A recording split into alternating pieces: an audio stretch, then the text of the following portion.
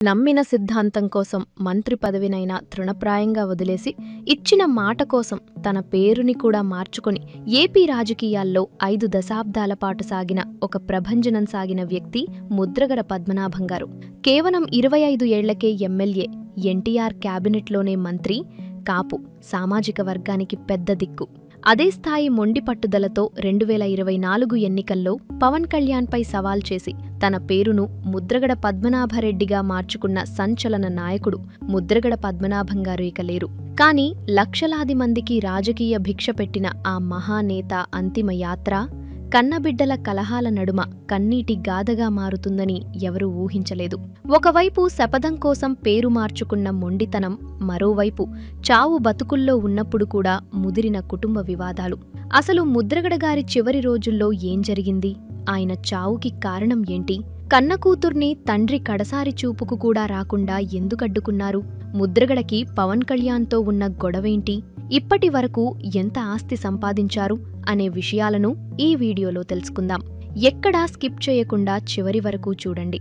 ముద్రగడ పద్మనాభం గారు 1953 జనవరి 22న తూర్పు గోదావరి జిల్లాలోని కిర్లంపూడి అనే గ్రామంలో జన్మించారు. ఆయన తండ్రి ముద్రగడ వీరరాఘవరావు గారు కిర్లంపూడి మున్సబుగా చాలా పేరు ప్రఖ్యాతులు సంపాదించారు. అంతేకాకుండా 1962 అలాగే 1967 ఎన్నికలలో ప్రత్తిపాడు నియోజకవర్గం నుంచి స్వతంత్ర ఎమ్మెల్యేగా గెలిచి ప్రజల మన్ననలు పొందారు. తండ్రి నుంచి వచ్చిన ఆ రాజకీయ వారసత్వాన్ని, ప్రజాసేవ పట్ల ఉన్న అంకితభావాన్ని పునికి పుచ్చుకున్న పద్మనాభం గారు చాలా చిన్న వయసులోనే రాజకీయాల్లోకి అడుగుపెట్టారు.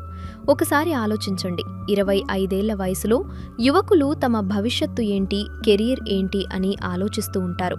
కానీ ముద్రగడ గారు 1978లో కేవలం 25 ఏళ్ల వయసులోనే జనతా పార్టీ అభ్యర్థిగా ప్రత్తిపాడు నియోజకవర్గం నుంచి పోటీ చేసి తొలిసారి ఎమ్మెల్యేగా గెలిచి అసెంబ్లీలో అడుగుపెట్టారు. ఆ తర్వాత 1982లో ఉమ్మడి ఆంధ్రప్రదేశ్ రాష్ట్రంలో స్వర్గీయ నందమూరి తారక రామారావు గారు తెలుగుదేశం పార్టీని స్థాపించినప్పుడు ఆ ప్రభంజనంలో ముద్రగడ గారు కూడా భాగమయ్యారు. ఆయన ఎన్టీఆర్ పిలుపు మేరకు తెలుగుదేశం పార్టీలో చేరి 1983 మరియు 1985 ఎన్నికల్లో వరుసగా భారీ మెజారిటీలతో అదే ప్రత్తిపాడు నియోజకవర్గం నుంచి గెలుపొందారు. ఆ వయసులోనే ఎన్టీఆర్ క్యాబినెట్లో మంత్రిగా బాధ్యతలు చేపట్టి తనకంటూ ఒక ప్రత్యేకమైన గుర్తింపును తెచ్చుకున్నారు. కానీ ముద్రగడ పద్మనాభం గారి జీవితం ఒక సాదాసీదా రాజకీయ నాయకుడిలా ఎప్పుడూ సాగిపోలేదు. ఆయన ఎప్పుడూ తన నమ్మకాలకు, సిద్ధాంతాలకు కట్టుబడి ఉండేవారు. ఒకవేళ మీరు ఏదైనా సంస్థలో లేదా పార్టీలో ఉన్నప్పుడు అక్కడ జరిగే పరిణామాలు మీ మనస్సాక్షికి విరుద్ధంగా ఉంటే ఏం చేస్తారు? బహుశా మౌనంగా సర్దుకుపోతామేమో. కానీ ముద్రగడ అలా చేయలేదు. 1988లో కాపు సామాజిక వర్గ కీలక నేత వంగవీటి మోహనరంగగారి హత్య జరిగిన తర్వాత ఆంధ్రప్రదేశ్ రాజకీయాల్లో ఒక పెను తుఫాను వచ్చింది.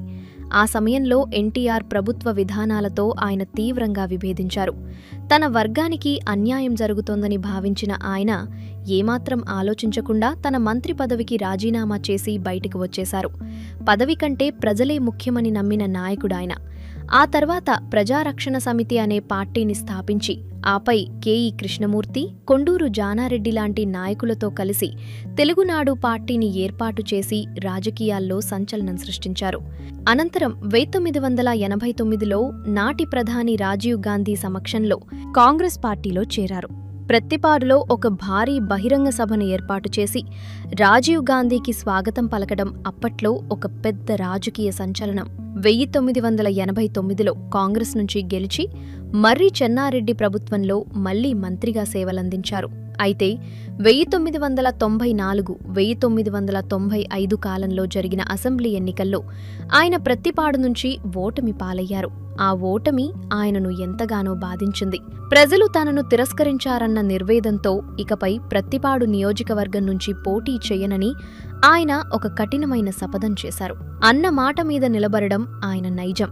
ఆ తర్వాత 1999లో మళ్లీ తెలుగుదేశం పార్టీలో చేరి కాకినాడ లోక్సభ స్థానం నుంచి పార్లమెంటుకు పోటీ చేసి ఎంపీగా విజయం సాధించారు. 2004 వరకు ఆయన ఎంపీగా కొనసాగారు. తన రాజకీయ ప్రస్థానంలో మొత్తం 4 సార్లు శాసనసభ్యుడిగా, ఒకసారి ఎంపీగా ఆయన పనిచేశారు. మంత్రిగా బాధ్యతలు నిర్వహించిన సాధారణ నాయకుడిగానే ఉన్న ఆయన శ్వాస ధ్యాస అంతా ప్రజల సంక్షేమమే అని ఆయనను దగ్గరగా చూసిన వారు చెబుతారు. ఇక ముద్రగడ పద్మనాభం గారి జీవితంలో అత్యంత కీలకమైన సుదీర్ఘమైన అధ్యాయం కాపు ఉద్యమము. ఆయన కేవలం ఒక రాజకీయ నాయకుడు మాత్రమే కాదు, ఒక శక్తివంతమైన సామాజిక ఉద్యమకారుడు. కాపు సామాజిక వర్గాన్ని బీసీ జాబితాలో చేర్చాలనే ప్రధాన డిమాండ్తో ఆయన 1993లోనే తన పోరాటాన్ని, దీక్షలను ప్రారంభించారు. దశాబ్దాల పాటు ఈ పోరాటం సాగింది. ముఖ్యంగా 2016 జనవరి 31న తూర్పుగోదావరి జిల్లా తునిలో ఆయన పిలుపునిచ్చిన కాపు ఐక్య గర్జన ఒక చారిత్రాత్మక ఘట్టం. ఆ సభకు లక్షలాది మంది తరలివచ్చారు. అయితే ఆ సభ ఉద్రిక్తంగా మారి రత్నాచల్ ఎక్స్ప్రెస్ రైలు దహనం వంటి ఘోర సంఘటనలకు దారితీసింది. ఆ తర్వాత నాటి చంద్రబాబు నాయుడు ప్రభుత్వంపై ఒత్తిడి తెస్తూ తన భార్య పద్మావతి గారితో కలిసి కిర్లంపూడిలోని తన స్వగృహంలోనే ఆయన ఆమరణ నిరాహార దీక్షకు దిగారు. ఈ దీక్షలు అప్పట్లో రాష్ట్రవ్యాప్తంగా మాత్రమే కాకుండా దేశవ్యాప్తంగా కూడా తీవ్ర చర్చనీయాంశంగా మారాయి. తన ఆరోగ్యం క్షీణిస్తున్నా లెక్క చేయకుండా తన ప్రజల హక్కుల కోసం ఆయన చేసిన ఈ పోరాటం ఆంధ్రప్రదేశ్ రాజకీయ చరిత్రలో ఎప్పటికీ మర్చిపోలేని అధ్యాయం. కాలక్రమంలో ఆయన ప్రత్యక్ష రాజకీయాలకు దూరమైనప్పటికీ 2024 సార్వత్రిక ఎన్నికల ముందు ఆయన మళ్లీ చాలా యాక్టివ్ అయ్యారు. మార్చి 2024లో ఆయన వైఎస్ఆర్ కాంగ్రెస్ పార్టీలో చేరారు. ఈ సమయంలోనే ఆయన జనసేన అధినేత పవన్ కళ్యాణ్కు వ్యతిరేకంగా తీవ్ర స్థాయిలోకి వెళ్లి ప్రచారం చేశారు. పిఠాపురం నియోజకవర్గంలో పవన్ కళ్యాణ్ గెలుపును అడ్డుకోవడానికి అక్కడ వైసీపీ అభ్యర్థి వంగగీత తరపున ముద్రగడ తీవ్రంగా శ్రమించారు. పవన్ కళ్యాణ్పై ఎన్నో విమర్శలు చేస్తూ లేఖను సంధించారు. పవన్ కళ్యాణ్ చేస్తున్న పోరాటం కాపుల కోసం కాదంటూ నినదించారు. ఆ సమయంలోనే ఆయన ఒక సవాల్ విసిరారు. పవన్ కళ్యాణ్ గనక పిఠాపురంలో గెలిస్తే నా పేరును ముద్రగడ పద్మనాభరెడ్డిగా మార్చుకుంటాను అని ఆయన బహిరంగంగా సవాల్ చేశారు. ఇది రాష్ట్ర రాజకీయాల్లో పెద్ద ప్రకంపనలు సృష్టించింది. జూన్ 2024 ఎన్నికల ఫలితాల్లో పవన్ కళ్యాణ్ భారీ మెజారిటీతో గెలుపొందారు. దాంతో ముద్రగడ గారు తన మాట మీద నిలబడి అధికారికంగా తన పేరును పద్మనాభరెడ్డిగా మార్చుకున్నారు. ఇది ఆయనకున్న మొండి పట్టుదలకు నిదర్శనం. కానీ ముద్రగడ గారి జీవిత చరమాంకం అత్యంత విషాదకరంగా ముగిసింది. ఒకవైపు ఆయన అనారోగ్యంతో పోరాడుతుంటే, మరోవైపు ఆయన కన్న బిడ్డల మధ్య జరిగిన కుటుంబ వివాదాలు ఆయనను తీవ్ర మానసిక క్షోభకు గురిచేశాయి. ఆయన కుమార్తె బర్లపూడి క్రాంతి తండ్రి రాజకీయ విధానాలను పూర్తిగా వ్యతిరేకించారు. అక్టోబర్ 2024లో క్రాంతి తన భర్త రవికిరణ్తో కలిసి పవన్ కళ్యాణ్ సమక్షంలో జనసేన పార్టీలో చేరడం ఒక సంచలనంగా మారింది. జూన్ 2026లో ముద్రగడ గారు ఆసుపత్రిలో వెంటిలేటర్పై ఉన్నప్పుడు ఈ వివాదాలు మరింత ముదిరాయి. తండ్రికి క్యాన్సర్ ఉందని తన సోదరుడు గిరి తండ్రిని నిర్బంధించి సరైన వైద్యం అందించడం లేదని క్రాంతి తీవ్ర ఆరోపణలు చేశారు. దీనిపై స్వయంగా ముద్రగడ గారు ఆసుపత్రి నుంచే ఒక వీడియో విడుదల చేస్తూ తనకు ఎలాంటి క్యాన్సర్ లేదని, వయోభార సమస్యలు మాత్రమే ఉన్నాయని, తన కొడుకుపై క్రాంతి కావాలనే కుట్ర చేస్తోందని ఖండించారు. పార్టీ కోసం పేరు మార్చుకున్న తన తండ్రి చావు బతుకుల్లో ఉంటే వైఎస్ జగన్ కనీసం పరామర్శించలేదని క్రాంతి సోషల్ మీడియా వేదికగా నిలదీశారు. అలా గత కొన్ని రోజులుగా శ్వాస సంబంధిత ఇబ్బందితో హైదరాబాద్లోని హాస్పిటల్లో ట్రీట్మెంట్ తీసుకుంటూ ఈ జూలై 14 సాయంత్రం 6 గంటలకు కన్నుమూశారు. అయితే ముద్రగడ గారి భౌతిక కాయం కిర్లంపూడికి చేరిన తర్వాత జరిగిన పరిణామాలు అత్యంత హృదయ విదారకంగా మారాయి. తండ్రి కడసారి చూపు కోసం క్రాంతి కిర్లంపూడికి రాగా ముద్రగడ కుటుంబ సభ్యులు మరియు అనుచరులు ఆమెను అడ్డుకున్నారు. కిర్లంపూడికి ఆమెను రానివ్వొద్దని వారు పోలీసులను కోరడంతో పోలీసులు ఆమెను ప్రత్తిపాడులోనే సివిల్ డ్రెస్లో ఆపేశారు. ఆ తర్వాత అతి కష్టం మీద కార్యకర్తలను, వాహనాలను తగ్గించుకొని పోలీసుల బందోబస్తు మధ్య క్రాంతి కిర్లంపూడికి చేరుకున్నారు. అక్కడ భారీ ఎత్తున అభిమానులు చేరుకోవడంతో తీవ్రమైన తోపులాట జరిగింది. తండ్రి మృతదేహం సాక్షిగా అక్కడున్న కుటుంబ సభ్యులు క్రాంతిపై విరుచుకుపడ్డారు. ఆమెను నిందిస్తూ తండ్రి దేహం దగ్గరికి రానివ్వకుండా అడ్డుకున్నారు. కనీసం ప్రశాంతంగా 2 నిమిషాలు తండ్రి భౌతిక కాయాన్ని చూసి నివాళులు అర్పించుకునే అవకాశం కూడా ఆమెకు దక్కలేదు.